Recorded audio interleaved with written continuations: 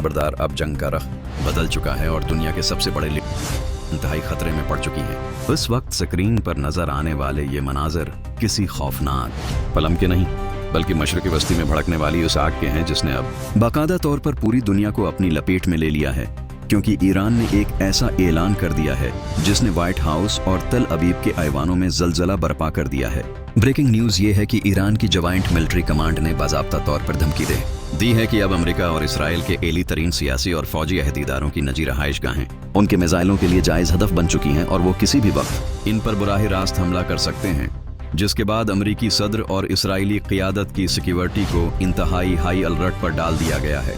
और उन्हें खफिया बनकरज में मुंतकिल करने की खबरें आ रही हैं। लेकिन कहानी सिर्फ धमकियों तक महदूद नहीं है, बल्कि पिछले 48 घंटों में ईरान ने इसराइल पर बैलिस्टिक मिसाइलों के पे दर पे 16 खौफनाक हमले किए हैं, जिन्होंने तल अबीब और जनूबी इसराइल के कई इलाकों में शदीद तबाही मचाई है। और दिफाई माहिरीन का कहना है कि इसराइल का नाम नहाद नाकाबिल तस्खीर आयरन डोम सिस्टम अब बुरी तरह नाकाम होता दिखाई दे रहा है, क्योंकि ईरानी मिसाइल मुसलसल हदफ को निशाना बना रहे हैं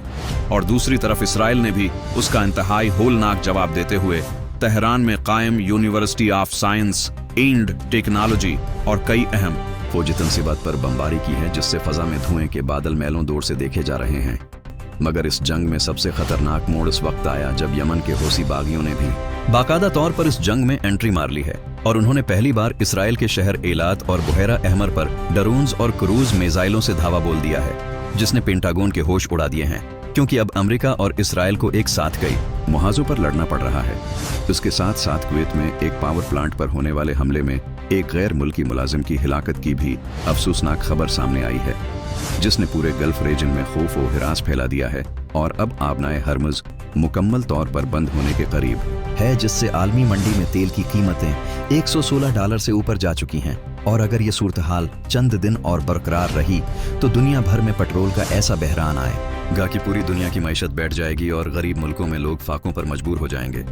अब सवाल ये पैदा होता है कि क्या अमेरिका अपनी बका के लिए ईरान पर अब बाकायदा ज़मीनी फौज उतारने की गलती करेगा, या फिर दुनिया उस तबाही को रोकने के लिए कोई हंगामी हल निकाल पाएगी। इस खतरनाक और पल पल बदलती हुई सनसनीखेज सूरत हाल की